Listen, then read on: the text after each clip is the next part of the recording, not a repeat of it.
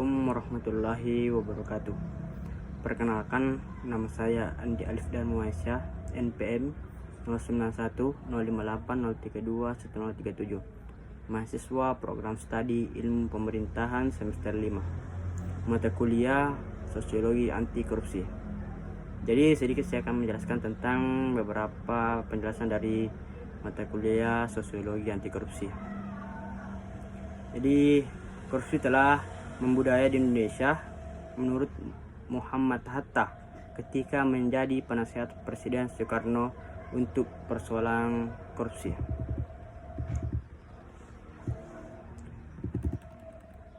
Adapun akar historis korupsi di Indonesia, pertama itu masa kolonial adalah atau kebiasaan adanya upeti atau beriberi. Yang kedua, budaya PKU atau segan. Jadi korupsi di Indonesia sudah ada sejak lama dan dibagi menjadi 3 masa. Yang pertama itu masa kerajaan, masa kolonial, dan masa modern. Jadi ada pun beberapa tokoh dalam korupsi masa orde lama, yaitu pertama Mr. Djodi Gondokusumo, yang kedua itu Ishak Tjokroasir Surjo, dan yang ketiga itu Yusuf Wibisuno.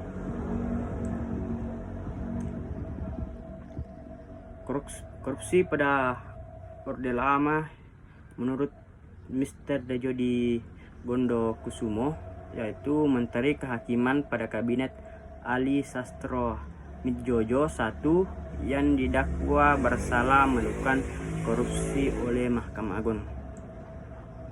Djodi menerima hadiah sebesar 40.000 yang dianggap sebagai pelicin untuk meluluskan permohonan visa Bong Kim Jong. Menurut jaksa penuntut umum, perbuatan Djodi bisa dikenal pasal 419 KUHP dengan ancaman pidana penjara paling lama 5 tahun. Divonis bersalah pada 2 Januari 1956. Mendapat gerasi dari Presiden Soekarno. Kedua yaitu Yusuf Wibisuno, Menteri Keuangan dari Partai Masyumi, melakukan penyalahgunaan wewenang pemberian lisensi kredit.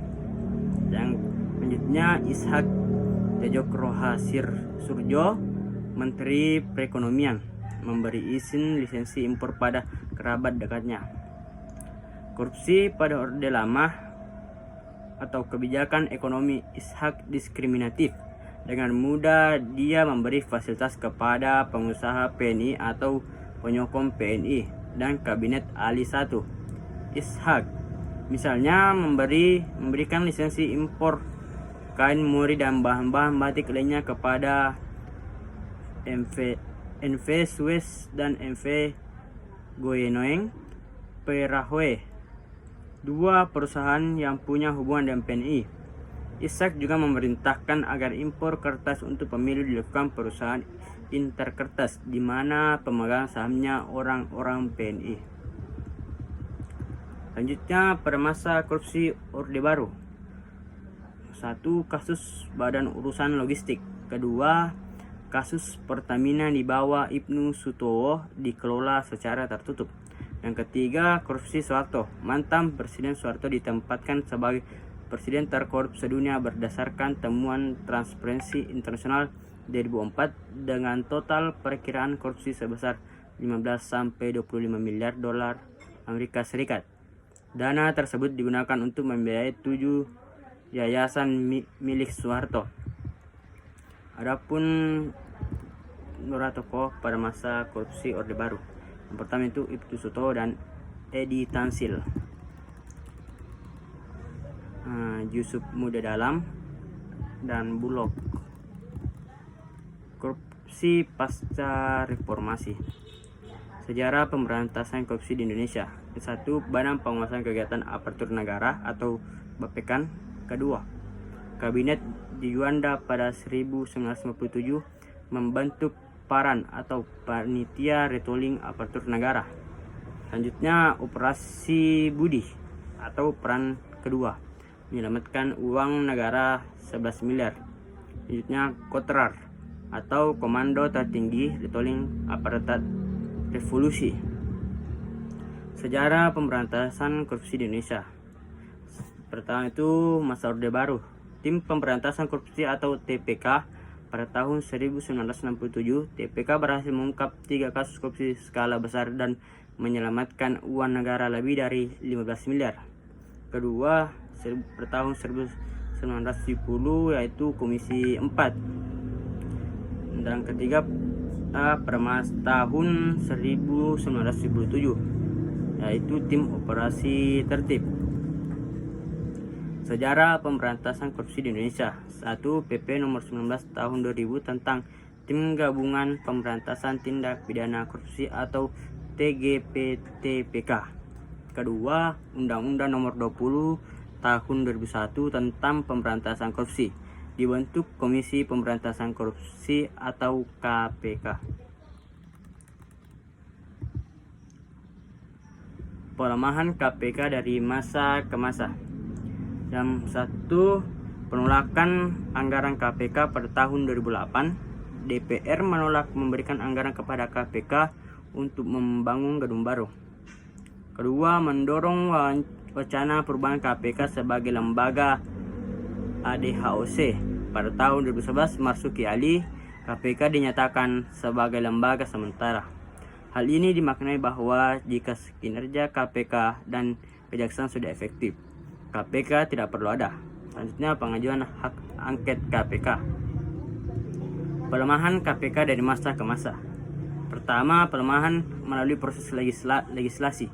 KPK berhak menerbitkan SP3, membatasi perekrutan penyidik independen, penyadapan dengan izin Dewas, kewenangan berlebih dari Dewas. KPK tidak bisa membuka kantor perwakilan.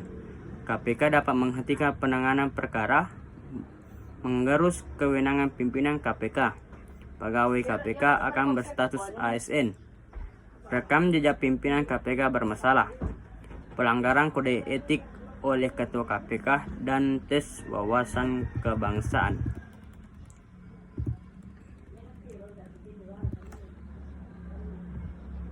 Selanjutnya, aksi bersama anti korupsi atau peran mahasiswa dalam pencegahan korupsi. Idealisme adalah kemewahan terakhir yang dimiliki anak muda. Selanjutnya, peran strategi mahasiswa. Pertama, sepanjang perjalanan sejarah bangsa Indonesia, setiap momen penting dikawal oleh gerakan mahasiswa. Yang kedua, mahasiswa sebagai peserta didik dengan tingkat intelektual, daya kritis, dan etika paling tinggi dari kelompok pembelajaran di bawahnya secara real berperan sebagai agen atau agent of change. Selanjutnya, menghindari perilaku koruptif. Membangun integritas di lingkungan keluarga. 1. Kepatuhan pada norma dan aturan keluarga di rumah. Pertanggungjawaban dalam penggunaan barang milik bersama. Ketiga, penggunaan fasilitas kantor untuk keperluan pribadi. Yang keempat, kesesuaian gaya hidup dengan besar penghasilan. Selanjutnya, membangun integritas di lingkungan kampus. Yang pertama, kedisiplinan menghadiri kuliah. Kedua, kejujuran dalam ujian dan tugas kuliah. Ketiga, kerjasama dalam tugas kelompok. Keempat, kepatuhan terhadap aturan kampus. Kelima, pertanggungjawaban dalam anggaran kegiatan. Yang keenam, kesesuaian pelaksanaan kegiatan dengan proposal yang sudah disetujui. Dan yang terakhir, penggunaan beasiswa sesuai peruntukannya. Membangun integritas di lingkungan sekitar. 1. Perilaku warga dan tokoh masyarakat. Kedua, kedisiplinan membuang sampah pada tempatnya. Ketiga, kepedulian terhadap permasalahan bersama. Yang keempat, keterlibatan dalam kegiatan bersama warga. Yang kelima, perilaku pengurus RT atau RW atau tokoh masyarakat setempat. Yang keenam, pelaksanaan tugas untuk memimpin dan melayani warga. Yang ketujuh, kesetaraan perlakuan kepada semua warga. Yang terakhir, keterbukaan dalam pengelolaan dana warga. Jadi mungkin itu saya yang sempat saya jelaskan pada kesempatan ini. Mohon maaf bila ada kesalahan. Billahi fi sabilil haq fastabiqul khairat. Wassalamualaikum warahmatullahi wabarakatuh.